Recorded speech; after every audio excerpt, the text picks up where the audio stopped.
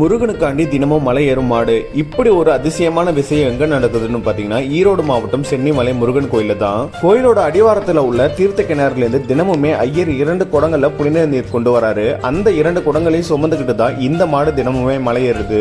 மாடு கொண்டு போகும் இந்த புனித நீரால தான் தினமுமே முருகனுக்கு அபிஷேகம் நடைபெறுது. இந்த நிகழ்வு கிட்டத்தட்ட ஒரு 50-60 வருஷமா இந்த கோயில நடைபெறதா சொல்றாங்க. படிக்கட்டுகள்ல பாதி தூரத்துல உள்ள விநாயகர் கோயில தினமுமே மாடுக்கு பூஜை பண்ணி அலங்காரம் பண்றாங்க. இந்த பணியை செய்ய கோயிலுக்காண்டி 3 காங்கேய மாடுகள் இருக்கு.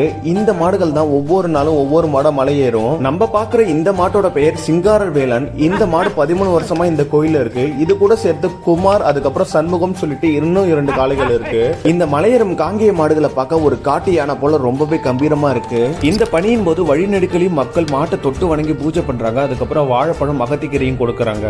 இந்த நிகழ்வு தினமுமே நடைபெறும். நீங்க இதை பார்க்கணும்னா சென்னிமலை முருகன் கோயிலோட அடிவாரத்துக்கு காலையில 6 மணிக்கெல்லாம் வந்துடணும்.